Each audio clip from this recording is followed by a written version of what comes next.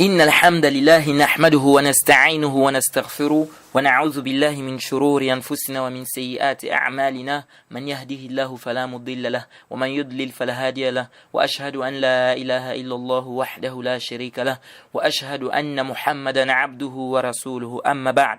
Louange à Allah, le maître des circonstances, on le loue pour tout ce qu'il nous accorde comme bien et comme grâce, et on ne cessera jamais de le faire, et on lui demande de déverser ses grâces et ses bénédictions sur le prophète Mohammed sallallahu alayhi wa sallam. Nous sommes toujours dans le cadre de notre programme, nous sommes dans le chapitre de quoi? Dans le chapitre du Tayammum. Et Inch'Allah, on espère qu'on va clôturer ce chapitre-là aujourd'hui. Alors, on s'est arrêté sur la description du Tayammum. Comment est-ce qu'on doit faire le Tayammum? Et on a rappelé le hadith de Ammar ibn Yasir, où le prophète Mohammed sallallahu alayhi wa sallam lui a montré comment il devait faire le tayammum. Et dans cette description, il dit que le prophète Mohammed a dit Innama yakfika an taqula biyadayka hakaza thumma daraba biyadayhi al-ard darbatan wahidatan thumma masaha ash-shimala ala al-yamin wa zahir kaffayhi wa wajhahu muttafaqun alayhi. On dit quoi? Que le prophète a dit qu'il suffisait de faire comme ça, il a frappé les mains au sol. Donc tu frappes tes deux mains au sol. Ensuite, il dit qu'il a massé la main gauche. Il a massé la main gauche sur la main droite. Ça veut dire que tu prends la main gauche, tu la fais passer sur la main droite. Et ensuite, il a massé quoi? Le zahir de ses kaf. Donc il a commencé par quoi? Je reprends. Tu prends les deux mains, tu frappes au sol. Ensuite, tu prends la main gauche, tu la fais passer sur la main droite. Et ensuite, la main droite sur la main gauche. Et après, tu fais quoi? Tu frottes le visage. Et là, tu as fait ce qu'on appelle le tayammum. Le tayammum. Je reprends. Tu prends les deux mains, tu frappes au sol. Ensuite, tu frottes la main gauche sur la main droite. Ensuite, la main droite sur la main gauche. Et ensuite, le visage. Et tu as terminé le tayammum. Et ici, la main, quand je dis la main, c'est jusqu'au poignet. Quand je dis la main ici, c'est jusqu'au poignet. Tu ne dépasses pas le poignet. Parce qu'ici, c'est venu le kaf. Et le kaf, c'est jusqu'au poignet. C'est pas jusqu'au coude, comme beaucoup disent. Et on va parler de ça parce que il y en a qui disent qu'on doit masser jusqu'au coude. On va parler de ça tout à l'heure, Inch'Allah. Mais avant d'arriver là-bas, le tayammum, on le fait sur quoi? Est-ce que le tayammum, c'est une condition de le faire là où il y a le sable, là où il y a la terre? Ou bien je peux faire ça même à un endroit où il s'est cimenté. Ou bien un endroit où il y a des cailloux. Est-ce que c'est conditionné que ça soit sur le sable ou la terre? Ou bien je peux faire ça à un endroit où c'est cimenté ou un endroit où il y a des cailloux? Il y a deux avis des savants. Certains savants disent il faut forcément qu'il y ait de la terre. Et d'autres savants disent non, comme Ibn Qayyim, Cheikh al-Islam Taymiyyah, l'imam Malik, le Cheikh al-Albani. Ils ont dit quoi? Ils ont dit il suffit seulement que c'est-à-dire ça fait partie de la terre. Donc que ça soit sur les cailloux, que ça soit sur un ciment, il est permis de faire le tayammum. Tant que ce sont des éléments de la terre. C'est pas ce que vous saisissez. C'est-à-dire ce n'est pas une condition que ça soit sur du sable, ou de la boue, ou bien je sais pas quoi. Non. Même sur des pierres, des cailloux, on fait le tayammum là-dessus. Le khilaf des savants intervient à quel niveau? Ceux-là qui ont dit, on va commencer d'abord la vie de ceux qui ont dit que il faut forcément qu'il y ait de la terre. Ceux qui ont dit qu'il faut forcément la terre ou bien le sable, ils ont dit, Allah a dit dans le Coran, famsahu biwujuhikum wa aydikum minhu. Famsahu biwujuhikum wa aydikum minhu. Allah a dit dans le Coran, massez vos visages, ou bien essuyez les visages et vos mains minhu. Minhu, c'est-à-dire d'une partie de la terre. D'une partie de la terre. Donc ils ont dit ici, ça veut dire qu'il faut qu'il y ait le sable ou bien de la terre sur lui. Premier dalil. Deuxième dalil, ils ont dit, le prophète Mohammed, sallallahu alayhi wa sallam, dans le hadith de Huzayfa, il a dit, وَجُعِلَتْ تُرْبَتُهَا لَنَا طَهُورًا. Vous voyez? Ils ont dit, le prophète a dit, وَجُعِلَتْ تُرْبَتُهَا. Turb, c'est-à-dire que turab, c'est quoi? C'est le sable. Ou bien la terre. Donc ils ont dit, le prophète a dit, on a fait du sable ou bien de la terre une purification pour nous. Donc ils ont dit voilà. Le prophète était clair ici. Donc il faut qu'il y ait le sable sur ses mains. En d'autres termes, il faut qu'il fasse le tayammum, un endroit où il y a le sable ou bien il y a la terre. Donc ça ne suffit pas de faire le tayammum sur des cailloux. Ça, c'est le premier avis. Et d'autres savants, comme j'ai dit, Cheikh al-Islam Taymiyya, Ibn al-Qayyim, Cheikh al-Albani et bien d'autres, ils ont dit non. Ils ont dit tout ce qui est sur la terre. Tant que ça fait partie de la terre, on fait le tayammum avec. Parce qu'elle a dit فَتَيَمَّمُ صَعِيدًا طَيِّبًا. فَتَيَمَّمُ صَعِيدًا طَيِّبًا. C'est-à-dire, faites le tayammum sur le quoi? Le sa'id. Et ils disent que le sa'id, c'est tout ce qui est sur la terre. C'est-à-dire, tout ce qui fait partie de la terre. Donc, les cailloux, que ce soit qu'il y ait le sable ou qu'il n'y ait pas de sable, on peut faire le tayammum sur des cailloux. Donc, si par exemple on a un caillou, il y a la terre dessus, la pluie arrive, ça frappe sur le caillou, ça nettoie la terre là, le caillou reste propre, ils disent qu'on peut faire le tayammum là-dessus. Et ça c'est le premier dalil. Deuxième dalil, ils ont dit que le prophète Mohammed sallallahu alayhi wa sallam a dit وَجُعِلَتْ لِي الْأَرْضُ مَسْجِدًا وَطَهُورًا. Le prophète a dit quoi? On a fait de la terre, al-ard. Ils ont dit, le prophète a dit al-ard. Al-ard ici c'est quoi? C'est tout ça. Là, même si un endroit où il y a les cailloux, on appelle ça toujours al-ard. Un endroit où il y a les cailloux, on appelle ça toujours al-ard. Donc le prophète a dit al-ard masjidan wa tahur. C'est une mosquée et c'est un endroit de purification. Donc en d'autres termes ici, on n'est pas obligé de voir le sable. Oui.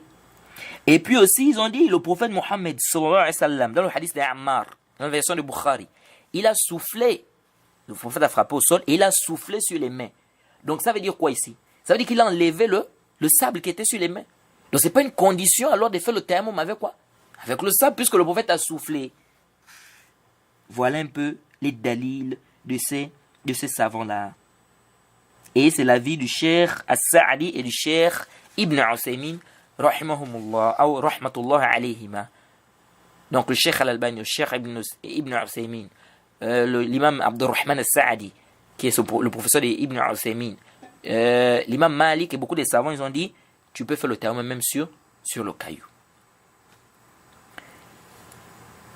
Maintenant, qu'est-ce qui est juste? Ce qui est juste, c'est l'avis de qui? Du Cheikh Ibn Uthaymin, du Cheikh Al-Albani et de l'imam Malik. Quel est cet avis? C'est qu'il est permis de faire le tayammum sur les cailloux. Tout ce qui est ala wajh al-ard, c'est-à-dire que tout ce qui est sur la terre, qui fait partie de la terre, on fait le tayammum dessus. Donc les cailloux font partie de la terre. Ça fait partie du sol, on dit al-ard en arabe. Donc quelqu'un qui fait le tayammum sur les cailloux, c'est valide. Pourquoi? Parce que Allah a parlé du sa'id dans le Coran. Allah a parlé de quoi? Du sa'id. Et le sa'id, une terre là où il y a les cailloux là font partie du sa'id. Les cailloux là font partie de quoi? Du sa'id. Et c'est ce qui est juste. Et puis, non seulement Allah a parlé du sa'id, il a dit de faire le tayammum sur le sa'id. Le sa'id ici, même les cailloux, ça rentre dans le sa'id. Non seulement ça, le prophète a dit que al-ard, toute la terre, c'est quoi? C'est un moyen de purification. Sauf, comme c'est vu dans certaines versions, les toilettes, et bien les cimetières. Donc, la terre, c'est un endroit de purification. Donc, je peux faire le tayammum. Donc, là où il y a des cailloux, on fait le tayammum. Et puis, deuxièmement, comme dit Ibn al-Qayyim, il dit le prophète Mohammed sallallahu alayhi wa sallam voyageait. Surtout, on va parler de la guerre de Tabouk. Et on sait qu'à Tabouk, là-bas, à cette époque-là, il n'y avait pas, c'est-à-dire c'était un endroit où il n'y avait que des cailloux. Il n'a jamais été rapporté que le prophète transportait avec lui la terre ou bien le sable. Vous voyez, il n'a jamais été rapporté que le prophète transportait avec lui le sable. Pour dire que bon, là-bas, il y a trop de cailloux, on va pas trouver le sol, on va pas trouver le sable, donc il faut qu'on transporte le sable dans un sac, machin. Ça n'a pas été rapporté. Et quant à ceux qui disent non, il est préférable quand quelqu'un va en voyage de transporter avec lui le sable au cas où il n'y a pas l'eau, tous ceux-ci, c'est des muhdassat, des bid'a qui ne sont pas venus au temps du prophète Mohammed sallallahu alayhi wa sallam. On n'a aucun hadith qui nous dit que le prophète, quand il voyageait, il transportait avec lui le sable pour dire qu'au cas où il n'y a pas l'eau là-bas, on va faire le tayammum là-bas.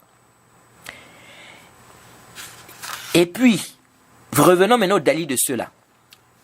Donc, on revient pour dire que sur le caillou, on peut faire le tayammum. Pourquoi le dalil, c'est quoi? C'est qu'Allah a dit d'émasser, de faire l'essuyage sur le sa'id. Et ça, même la terre, le caillou, on appelle ça as-sa'id. On appelle ça as-sa'id. Ça rentre dans le sa'id. Pourquoi ces savants, ils ont dit que non, ici, là, on ne peut pas faire le tayammum sur les pierres? Ils ont dit parce qu'il y a un hadith qui est venu faire le tarsis. Il y a un hadith qui est venu spécifier ici. Ce qui est venu faire une spécification. Ils ont dit c'est le hadith de Huzaifa. Le hadith de Huzaifa, le prophète a dit quoi? Wa ju'ilat li turbatuha ou ju'ilat turbatuha lana tahura. Wa ju'ilat turbatuha lana tahura. C'est le prophète a dit qu'on a fait de la poussière ou de la terre, hein, la terre, là, le sable, une purification pour nous. Ils ont dit donc ce hadith montre quoi? Que ce qui est voulu par le verset, par Saïd, ce n'est pas tout ce qui est considéré comme terre. Ou bien ce n'est pas ici, comme dans le hadith qu'on a cité, il a dit al-ard. De al-ard ici, ils ont dit, ce n'est pas tout ce qui est sur la ard. Ils ont dit c'est seulement turab. Parce que le prophète a dit, وَجُعِلَ تُرْبَتُهَا وَجُعِلَ تُرْبَتُهَا tahura. Les gens disent turbatuha ici, c'est-à-dire le sable ici, ça vient spécifier qu'il s'agit de quoi? Il s'agit du sable. Mais est-ce que l'istidlal est sahih par rapport au qawaid qu'on a déjà eu à voir dans les cours précédents? هذا الاستدلال ليس بالصحيح. هذا الاستدلال ليس بالصحيح. ليش؟ Pourquoi l'istidlal n'est pas sahih? Nous avons une qaida et qu'on a profité du Cheikh Ibn Uthaymin, rahimahullah. Il a amené cette qaida dans beaucoup de sujets. Jazakallah khair le Cheikh. Masha'Allah. Voilà un faqih. Faqih hadha zaman. Un jurisconsulte vraiment. Le Cheikh Ibn Uthaymin il dit, et c'est pas lui qui a apporté cette qaida, non. Mais nous avons appris cette qaida à travers lui. C'est-à-dire, à travers ses koutoub. Quand j'ai dit à travers lui, il ne faut pas penser que j'ai vu le Cheikh Ibn Uthaymin quand il était vivant. Le Cheikh Ibn Uthaymin est mort en 2001. Je n'étais même pas encore musulman. Bref, ici là, il nous dit, la qaida dit quoi? La qaida ici, la qaida kama huwa muqarrar fil usul, comme cela est détaillé dans les fondements de la jurisprudence islamique, on nous dit ذكر بعض أفراد العام يوافق حكم العام لا يفيد التخصيص. Je reprends. ذكر بعض أفراد العام يوافق الحكم العام لا يفيد التخصيص. Ça veut dire quoi, c'est ça? Citer quelques aspects du texte général qui est en conformité avec la sentence du texte général ne montre pas la spécification. Qu'est-ce que cela signifie? Je vais vous donner un exemple. Si je dis par exemple Akrim al-Talaba, fais largesse aux étudiants, ou bien Qaddim hadha li tudlab, donne ça aux étudiants, par exemple. Après je te dis Qaddim hadha li Zayd, donne ça à Zayd. Est-ce que ça veut dire que tu ne dois plus donner aux étudiants? J'achète par exemple de la nourriture. Je dis donne ça aux étudiants. Après je te dis la même nourriture là, je dis donne à Zayd. Bon, quand je dis donne ça aux étudiants, donne à Zayd, est-ce que ça veut dire, comme j'ai dit donne à Zayd, ça veut dire que tu ne donnes plus aux étudiants? Non. Ici, quand je te dis donne à Zayd, c'est pour montrer une spécification ici. Bon, on va pas dire une spécification en tant que telle, mais c'est pour dire que tu dois donner à Zayd. Mais ça ne veut pas dire que tu ne dois plus donner aux autres. Parce que si je voulais te dire que ne donne plus aux autres, je devais te dire quoi? Je devais te dire donne aux étudiants. Après, je devais te dire non, ne donne pas aux étudiants, donne à Zayd. Mais le fait que je ne réunis pas, quand je te dis donne les aux étudiants, donne à Zayd, le fait que je ne dise pas non, je ne refuse pas pour les étudiants, ça montre ici que Zayd n'est pas une spécification. À quel moment je vais venir spécifier ici? Si j'ai dit, suivez attentivement, donne aux étudiants sauf à Zayd. Ah là maintenant on voit que là je viens spécifier. Pourquoi? Parce que le premier cas, la sentence elle est la même. En d'autres termes, quand j'ai dit donne aux étudiants, donne à Zayd, est-ce que la sentence n'est pas la même? La sentence est la même, c'est-à-dire tous les deux ici c'est donné. C'est une affirmation ici. Je dis de donner. Par contre, si je dis donne aux étudiants, sauf à Zayd, la sentence est différente. Ça veut dire quoi? Ça veut dire que ici je permets et là-bas j'infirme. C'est-à-dire ici j'affirme, ici j'infirme. En d'autres termes, ici, là, on dit maintenant que le Zayd vient spécifier la généralité. C'est-à-dire que ici, on va dire, on ne donne pas, on donne aux étudiants sauf à Zayd. Je ne sais pas si vous comprenez, c'est un peu compliqué, mais on demande qu'Allah nous facilite. Donc ici, là, si je dis donne aux étudiants, donne à Zayd, ça ne veut pas dire que ne donne plus aux autres étudiants. Non. Mais si je dis donne aux étudiants sauf à Zayd, ah oui, là, ça veut dire maintenant que ne donne plus à Zayd, donne seulement aux autres. Donc ici, quand le prophète nous dit que al-ard, que le ard c'est, on peut faire le tayammum avec. Et puis dans une autre version, il dit, on peut faire le tayammum aussi avec la poussière. Bon, je ne vais pas dire la poussière, je vais plutôt dire le sable. Mais ici, ça ne veut pas dire qu'on ne doit plus faire le tayammum avec la terre, ou bien avec ce qui est ard. Pas du tout. Je ne sais pas si vous avez compris la règle. C'est-à-dire ici, la règle, c'est que si le prophète avait dit, faites le tayammum avec le ard, avec la terre, il avait dit sauf. Ou bien il avait par exemple dit, faites le tayammum avec le sable, sauf la terre. Là on pouvait dire oui. Donc ça veut dire qu'on doit seulement utiliser quoi? Le sable pour faire le tayammum. Mais le prophète ne l'a pas dit. Donc ce qui est juste ici, c'est quoi? C'est que on peut faire le tayammum. Un endroit où il y a le sable, on fait le tayammum. Un endroit où il n'y a pas le sable. Tout ceci c'est permis. Pourquoi? Parce qu'Allah a dit As-Sa'id. Et As-Sa'id, c'est tout ceci, ça englobe. Et quant au hadith de Huzaifa, ça ne vient pas quoi? Ça ne vient pas ici pour spécifier la chose. Et aussi le verset où Allah dit, je sais que c'est un peu compliqué. Vraiment, on demande qu'Allah nous facilite parce que la compréhension, vraiment, Allah donne à qui il veut. Hein? Et parfois, on peut expliquer que comme ça quelque chose, certaines personnes comprennent, il y a d'autres qui ne comprennent pas. Donc, on demande vraiment qu'Allah nous facilite. Alhamdulillah que le cours il est enregistré.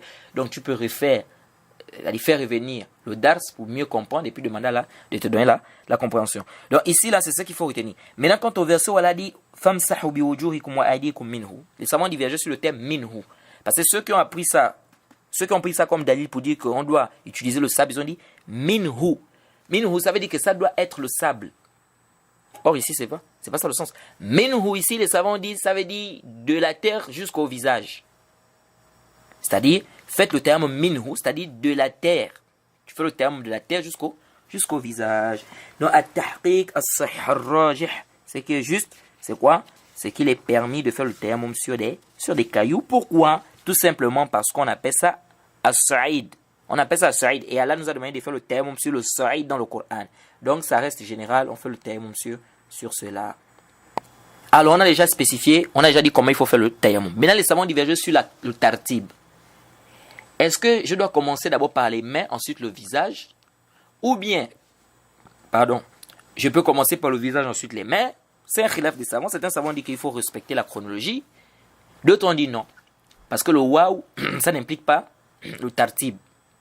On avait déjà vu ça quand on a parlé des ablutions. Est-ce qu'il est obligatoire de respecter la chronologie dans les ablutions?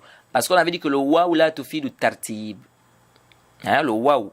Quand j'ai dit « et », la conjonction de coordination « et », ça n'implique pas quoi? La chronologie, le respect de la chronologie. Si j'ai dit « Mohamed et Qasim sont rentrés », ça ne prouve, ça ne nous montre pas ici que c'est Mohamed qui est d'abord rentré, ensuite c'est Qasim. Non, Mohamed et Qasim sont rentrés. Ici, je suis tout simplement en train de dire que les deux sont rentrés. Mais si je ne vous dis pas qui est rentré avant l'autre. Par contre, si je dis « Mohamed est rentré, puis Qasim est rentré », ah là maintenant c'est la chronologie. Si j'ai dit Mohamed est rentré, puis Qasim est rentré, ça veut dire que c'est Mohamed qui est d'abord rentré. Or, ici dans le hadith de Ammar, on dit qu'il a massé quoi? Il a essuyé les mains et le visage. Donc c'est le « et » qui est venu. Et même dans le verset du Coran, on a dit d'essuyer quoi? Le visage et les mains. Donc c'est le « et » qui est venu. Donc ils disent le « et » n'implique pas la chronologie ou le respect de la chronologie. Donc celui qui veut, il commence par le visage, ensuite il prend les mains, et ensuite il essuie les mains. Celui qui veut, il commence par essuyer les mains, ensuite le visage. Al-amr wasi'. Et d'autres ont dit non. Pourquoi? Parce que en fait, les versions qui sont venues dans Bukhari et Muslim nous ont pas amené la chronologie. Ils ont dit qu'il a essuyé les mains et le visage. Dans d'autres versions, on dit qu'il a essuyé le visage et les mains. Donc jusqu'alors, il y a encore rien qui nous, c'est-à-dire il y a rien qui nous prouve qu'il a respecté la chronologie. C'est-à-dire on dit sur et ici c'est quoi? Ça ne respecte pas. Comme on a dit, ça ne prouve pas la chronologie. Maintenant, le problème c'est qu'il y a une version qui est venue an-nabiyya sallallahu alayhi wa sallam masha kaffayhi thumma masha wajhahu. Il y a une version qui est venue dans le Sahih, Bukhari et Muslim, où le prophète, on dit que le prophète a massé ses mains, il a essuyé les mains, puis le visage. Ah, là maintenant on voit qu'il y a la chronologie. Les mains, puis le visage. Donc ici, là, ça prouve qu'il y a la chronologie à respecter, ce hadith. Et bien évidemment, c'est un grand débat parce que l'imam Ahmed, il estime que, comme l'a dit Ibn Rajab dans le Fath al-Bari, au tome de la page 90, il dit que la version de Abu Muawiyah anil a'mash fi taqdim al-masah al-kaffayn ala al-wajh ghalat. Alors que la version est dans le Bukhari Muslim. L'imam Ahmed a dit que la version d'Abu Muawiyah, parce qu'Abu Muawiyah, il rapporte ça de A'mash, Suleiman ibn Mahran. Et ici, là, A'mash, c'est Suleiman ibn Mahran. Et c'est un thiqa. Comme si on dit qu'il est Mudallis aussi. Bref, ici, là, on a dit quoi ici? C'est Ibn Rajab dit que l'imam Ahmed a dit que la version là, c'est une erreur.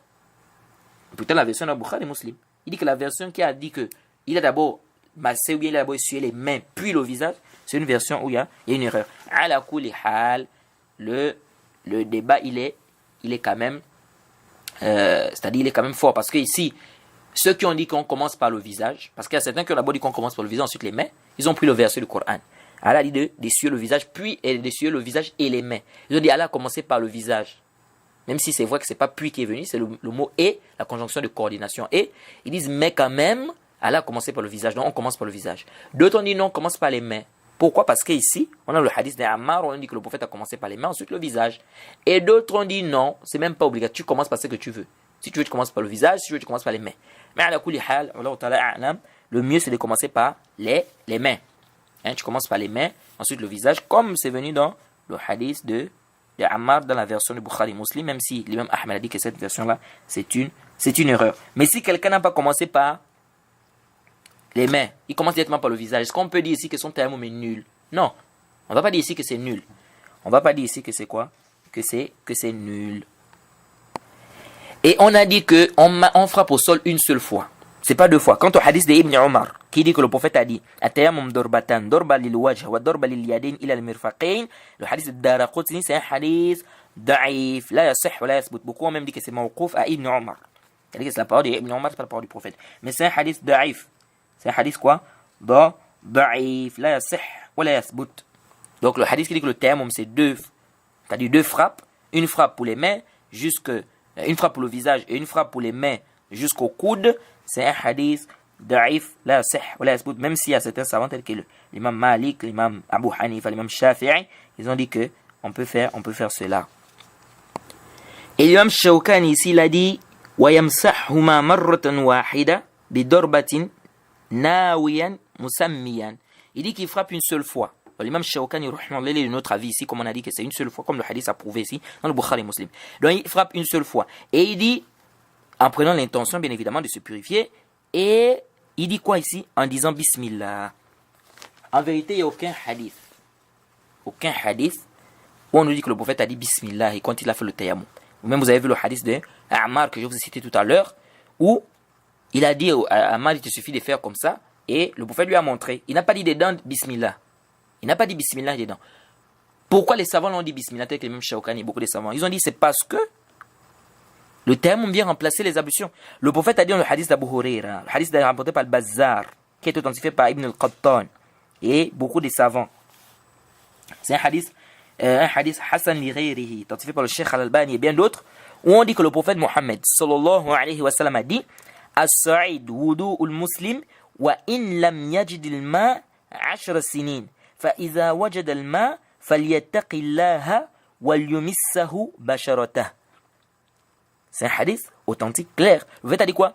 Le sa'id, on a dit que c'est tout ce qui est sur la terre, donc, et qui fait partie de la terre. Donc là, que ça soit le sable, que ça soit la terre, que ça soit les cailloux, tout ça, ça fait partie du sa'id. Il dit, le sa'id ici, c'est les ablutions du musulman. Même s'il ne trouve pas l'eau, 10 ans.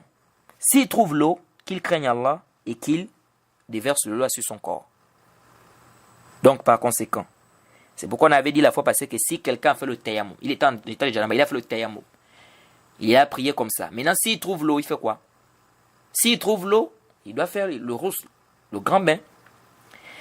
Alors ici, ce hadith a dit le sa'id, c'est les ablutions du musulman. As-sa'id wudu'un muslim, c'est les ablutions du musulman, même s'il ne trouve pas l'eau pendant 10 ans. Le prophète a dit c'est les ablutions du musulman. Donc par conséquent, ça prend les ahkam de wudu. Donc ça veut dire quoi ici?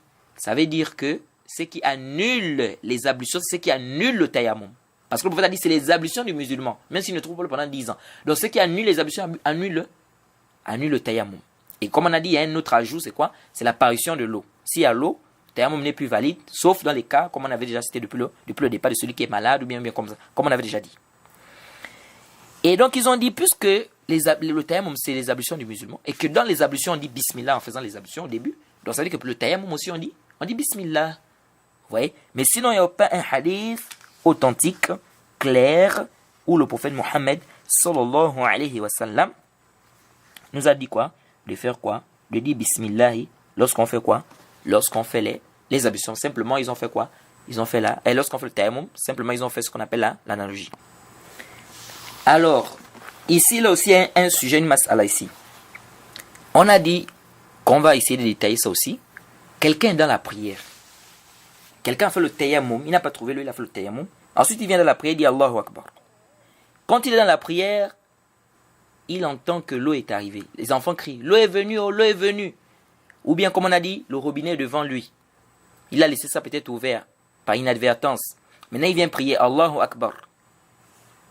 Il est en train de prier, il va au rukou, il va au sujoud, il revient, Allahu Akbar. Il voit comment l'eau sort du robinet. Est-ce que ici, il annule la prière? Ou bien est-ce que sa prière est nulle? Donc il doit refaire les ablutions puisque l'eau est déjà là. Ou bien il continue dans sa prière comme ça, il fait le salam et puis il sort de la prière. Il y a deux avis des savants. Donc déjà il faut retenir un point. Si quelqu'un, il trouve de l'eau après la prière, c'est-à-dire il a terminé la prière, c'est là où l'eau est venue, il n'y a pas de problème, sa prière est valide. Si quelqu'un, il n'a pas trouvé de l'eau avant la prière, puis il trouve de l'eau avant la prière, ici il doit faire les ablutions pour faire la prière. Maintenant, si quelqu'un trouve de l'eau, il est dans la prière, c'est-à-dire avant d'entrer à la prière, il n'y avait pas l'eau, il a fait le tayammum, il est rentré dans la prière. Maintenant, dans la prière, l'eau arrive. Qu'est-ce qu'il fait? Il y a deux avis des savants. Certains savants ont dit, sa prière s'annule automatiquement. Dès que l'eau apparaît, sa prière s'annule. Et ça, c'est l'avis de l'imam Ahmed, d'Abu Hanifa. Et l'imam Barawi, il a même dit que c'est l'avis de la majorité des savants. Pourquoi? Parce qu'ils disent que le prophète a dit فَإِذَا وَجَدَ الْمَاءَ فَلْيَتَّقِ اللَّهَ. Le prophète a dit dans le hadith qu'on a cité de Abu Huraira, d'Al-Bazzar, le prophète a dit s'il trouve de l'eau, qu'il craigne Allah. S'il trouve de l'eau, qu'il craigne Allah. Il dit voilà, ici il y a l'eau déjà. Donc ici il doit sortir et faire quoi? Et faire les ablutions. Et aussi, Allah a dit dans le Coran, فَلَمْ تَجِدُوا مَاءً فَتَيَمَّمُوا. Si vous ne trouvez pas de l'eau, faites le tayammum. Et que vous ne trouvez pas de l'eau, faites le tayammum. Donc ici, il a trouvé l'eau.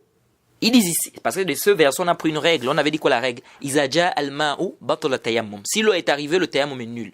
Ils disent, Allah dit dans le Coran, si vous ne trouvez pas de l'eau, faites le tayammum. Mais ici, là, il a trouvé de l'eau. Ici, là, il a fait quoi? Il a trouvé de l'eau. Donc ici, là, il doit faire quoi? Il doit sortir. Sa prière est nulle. Parce que l'eau est présente. Et l'eau ici, on a dit que la présence de l'eau annule le tayammum. Et d'autres savants ont dit non. Il continue dans sa prière. Ça n'annule pas du tout son tayammum. Pourquoi ça n'annule pas du tout son tayammum? Ils ont dit, pourquoi on va dire que ça n'annule pas son tayammum ici? Allah a dit dans le Coran Wala tubtilu a'malakum. Surat Muhammad au verset 33. Wala tubtilu a'malakum. N'annulez pas vos œuvres. N'annulez pas vos œuvres. Ils disent, Allah a dit de ne pas annuler les œuvres. Comment lui ici il a commencé de faire la prière et puis il va couper la prière, il annule l'œuvre. C'est interdit, il ne doit pas annuler l'œuvre. Donc ils ont dit voilà un délit clair. Donc ici, ils ont dit quoi? Il continue quoi? Dans sa prière.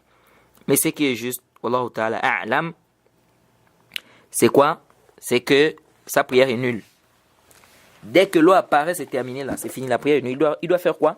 Il doit refaire les ablutions. Parce que Allah a dit, Falam tajidu ma'an. Si vous ne trouvez pas de l'eau. Mais ici, là, il a trouvé de l'eau. Ce n'est pas après la prière. Si c'est après la prière, on peut comprendre. Il a trouvé l'eau après la prière est finie. Mais ici, il est encore dans la prière et l'eau est devant lui, automatiquement ici il doit faire quoi? Il doit refaire quoi? Il doit sortir de la prière. La prière est nulle même déjà parce qu'on a dit Izaja alma batla tayammum. Si l'eau arrive, le tayammum est nul. Donc l'eau est déjà là, il doit faire quoi? Il doit refaire quoi? refaire les ablutions et refaire la prière. Et quant au verset où Allah dit Wala tubtilu a'malakum, n'annulez pas vos œuvres, il dit non. Le sens du verset, n'annulez pas vos œuvres avec le shirk, avec le riya. Et ça n'a rien à voir avec notre mas'ala ici. Et puis aussi, il n'a pas annulé les œuvres. C'est la prière elle-même qui s'annule. Parce qu'ici, le Torah est déjà passé. C'est-à-dire, je ne sais pas si vous saisissez. Il n'a pas annulé l'œuvre ici. C'est la prière elle-même qui s'annule du fait que l'eau est déjà là. Si quelqu'un aujourd'hui, voilà l'eau qui est devant toi, il a la possibilité d'utiliser l'eau. Il n'est pas malade. Quelqu'un, il n'est pas malade, il n'a rien, il n'a rien. Il a la possibilité d'utiliser l'eau. Mais il n'utilise pas l'eau, il dit, il fait le tayammum. Son tayammum là est valide.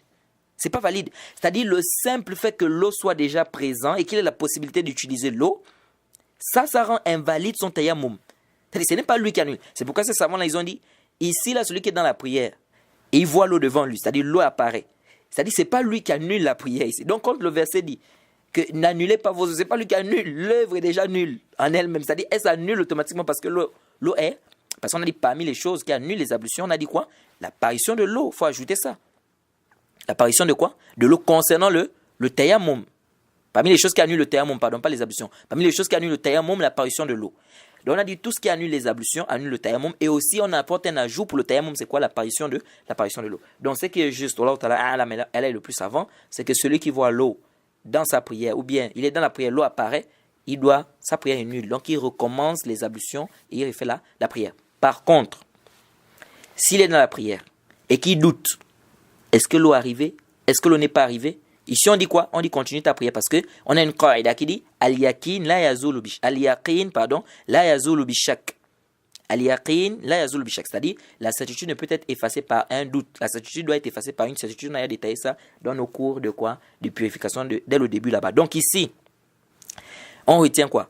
Si par exemple, il sait que ce sont des enfants, par exemple, c'est des menteurs, ils ont l'habitude de mentir, de blaguer. Ils disent, oh, l'eau est venue. Alors qu'en vérité, l'eau n'est pas arrivée. On dit il est en train de douter. Ici, on dit il reste à la certitude. La certitude, c'est qu'il n'y a pas l'eau. Il a la certitude qu'il n'y a pas l'eau. Mais il doute. Est-ce que l'eau est venue? L'eau n'est pas venue. On dit reste. Mais s'il a la certitude que l'eau est arrivée, khalas, intah al-kalam. Intah al-kalam. Donc ça, c'est ce qu'il faut retenir ici. Wallahu ta'ala a'lam. Et aussi, on a une mas'ala aussi qu'il faut traiter ici. Avant d'arriver, ou deux mas'ala qui nous restent à traiter. Premièrement, le problème du mur. Est-ce qu'il est permis de faire le tayammum sur le mur? Un mur où il y a de la peinture. C'est permis oui ou non? Ou bien un mur où il n'y a pas de la peinture. Par exemple, ça a été fait du ciment. Alors, il y a des savants qui ont dit on ne peut pas faire le tayammum sur un mur où il n'y a pas de la terre, c'est-à-dire un mur qui a été fait avec, comment on appelle, le ciment, etc. On ne peut pas faire le tayammum. Et d'autres savants tels que le Cheikh Al-Albani, rahimahullah, il dit on peut faire le tayammum, il dit même sur le mur où il y a la peinture. Cheikh Al-Albani, rahimahullah, il dit quoi? Il dit même un mur où il y a la peinture, on peut faire le tayammum. Pourquoi? Parce qu'il dit que le prophète Mohammed a fait le tayammum sur le mur. On a déjà vu le hadith. Le hadith dans le Sahihain, le Bukhari, hadith qu'on a cité précédemment, dans le cours précédent. Le prophète a fait le tayammum sur le mur. Celui qui est venu là saluer le prophète, il était en train de faire quoi? D'épicer. Ensuite, le prophète n'a pas rendu le salam. Après, le prophète a fait le tayammum sur le mur. Et il a fait quoi? Il a rendu le salam. Donc, il a dit ici sur le mur. Khalas. Le mur, c'est le mur. Ça, c'est le mur ou bien c'est pas le mur? On appelle ça mur ou pas mur? On appelle ça mur. C'est vrai que ça, la peinture, oui, mais est-ce qu'on n'appelle pas ça mur? On appelle ça mur. Ok, le prophète a fait le tayammum sur le mur. Khalas, inta al-kalam. Tu as dit on appelle ça mur. Le prophète a fait le tayammum sur le mur. Khalas. Maintenant, quelqu'un peut dire oui, mais peut-être que le mur que le prophète a fait le tayammum avec, c'était un mur où il y avait le sable. Yahtamil. Le Cheikh Al-Albani dit, Allah dit dans le Coran, wa ma kana rabbuka nasiya. Votre Seigneur n'oublie pas. Wa ma kana rabbuka nasiya. Votre Seigneur n'oublie pas. Il dit Allah n'oublie pas. Allah savait très bien qu'il devait voir les trucs des peintures et tout. Mais le prophète devait nous dire. Il devait spécifier. Mais s'il n'y a pas un dalil qui vient nous interdire, il dit, et en plus, on appelle ça mur. Vous voyez, on appelle ça mur. Donc, ça dit que si quelqu'un à l'hôpital, pour le Cheikh Al-Albani, par exemple, si quelqu'un à l'hôpital et qu'il y a un mur, même s'il y a la peinture, il fait le tayammum dessus. Vous voyez. Donc, c'est un peu ça. Et vraiment, c'est une mas'ala un peu compliquée, comme vous voyez un peu. Les avis sont un peu partagés. Et Wallahu ta'ala a'lam. Allah est le plus savant. Il y a une autre mas'ala ici, qui est la dernière mas'ala qu'on va traiter, Inch'Allah, concernant ce chapitre du tayammum. C'est quoi? C'est concernant il y a certains savants qui disent que si quelqu'un il s'est réveillé par exemple en état de janaba et que c'est l'heure de la prière, où on est en train de prier sur le mort, et qu'il a peur que s'il va faire le janaba, il va rater la prière en groupe, ou bien il va rater la prière mortuaire, ils disent ici il peut faire rapidement le tayammum pour aller rejoindre la prière. Mais est-ce que cet avis est sahih? On dit non. Hazal kalam laysa bi sahih. Même s'il y a des savants qui l'ont dit. C'est pas sahih. Parce qu'ils disent quoi? On dit d'abord on dit celui qui s'est réveillé et qui est en état de janaba, il est ma'azour. Il est excusé ici. Donc il va faire son janaba tranquillement et puis après il va trouver la prière. Maintenant si la prière est terminée, khalas. Il n'a pas fait le tafrit, il n'a pas négligé, il n'a pas fait ça par exprès, etc. Non, il s'est réveillé, il est en état de janaba. Mais il va faire parce que le tayammum, on fait recours à ça lorsqu'on n'a pas la possibilité d'utiliser l'eau. Mais lui, il a la possibilité d'utiliser l'eau. Toutes les conditions sont réunies pour qu'il utilise l'eau. Maintenant, il dit non, n'utilise pas parce que sinon tu vas rater la prière en groupe. Non, abadan. Ici, il doit faire quoi? Il doit faire le grand bain. Et puis, certains savants se sont appuyés sur un hadith. Ils ont dit que le prophète Mohammed, sallallahu alayhi wa sallam, le hadith de Bukhari Muslim, lorsque quelqu'un est venu à saluer le prophète n'a pas rendu le salam. Qu'est-ce que le prophète a fait? Il a fait le tayammum. Après, il a fait quoi? Après, il a salué la personne. Ils disent voilà le dalil. Pourquoi le prophète Mohammed a fait le tayammum ici? Le prophète a fait le tayammum ici, c'est pour qu'il ne puisse pas rater le salam de la personne. La personne l'a salué, le prophète a fait le tayammum. Parce qu'ils disent que le prophète pouvait faire les ablutions. Mais les ablutions, ça allait prendre trop de temps. Donc le prophète a fait quoi? Il a fait le tayammum pour rapidement répondre quoi? Au salam. Est-ce que l'istidlal là est juste? On dit l'istidlal là n'est pas sahih. Cette argumentation là n'est pas juste. Pourquoi cette argumentation n'est pas juste? Parce que rien ne nous dit dans le hadith que le prophète a fait le tayammum parce qu'il avait peur de rater le salam. Mais le hadith est clair. Il n'y a aucun hadith, c'est-à-dire dans le hadith là, rien ne nous prouve dans ce hadith que le prophète Mohammed, il a fait ce tayammum là, c'est parce qu'il ne voulait pas rater le salam. Rien ne nous prouve ça. 1. 2. Dans le hadith, rien ne nous prouve qu'il y avait l'eau et le prophète a fait le tayammum. Rien ne nous prouve dans le hadith qu'il y avait l'eau et le prophète. Parce qu'on nous dit que le prophète était en train de faire ses besoins. Quelqu'un l'a salué, il n'a pas répondu. Ensuite, il a fait le tayammum, il a répondu. Rien ne prouve dans le hadith qu'il y avait l'eau et le prophète a fait le tayammum. 2. Rien ne prouve dans le hadith que le prophète a fait le tayammum parce qu'il ne voulait pas rater le salam, c'est-à-dire la réponse du salam qu'il devait faire à l'autre. Donc ça, c'est un istidlal qui n'est pas correct, qui n'est pas juste.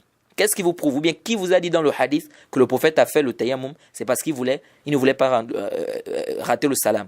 Et qui vous a dit dans le hadith qu'il y avait l'eau, le prophète a fait le tayammum? Vous voyez? Donc cet istidlal là n'est pas sahih. Donc on va s'arrêter par ici. On pense qu'on a fini avec le chapitre du tayammum. Peut-être il y a certains sujets qu'on n'a pas pu détailler. Vous pouvez, Inch'Allah, pour ceux qui veulent bien, dans les cours on a fait, parce qu'on a expliqué aussi également ce chapitre du tayammum dans les cours de Boulough al-Maram. Donc Boulough al-Maram, ceux qui veulent bien, ils peuvent retourner dans Boulough al-Maram et puis voir un peu ce qu'on a eu à expliquer là-bas. Donc on va s'arrêter par ici, Inch'Allah. Et le cours prochain, Inch'Allah, on va rentrer dans le chapitre des menstrues. Des menstrues. Et puis pourquoi pas, ce sera le dernier chapitre, d'ailleurs, le chapitre de la purification. Donc on va terminer le chapitre des menstrues. Et puis, Inch'Allah, rentrer dans le chapitre de la prière, commencer par les mawaqit salat, c'est-à-dire les heures de la prière. Donc on va s'arrêter par ici, on demande qu'Allah nous facilite. Le prochain cours, c'est sur le chapitre des menstrues. Wa subhanaka Allahumma bihamdik, ashhadu an la ilaha illa anta astaghfiruka wa atubu ilaik. Assalamu alaikum wa rahmatullahi wa barakatuh.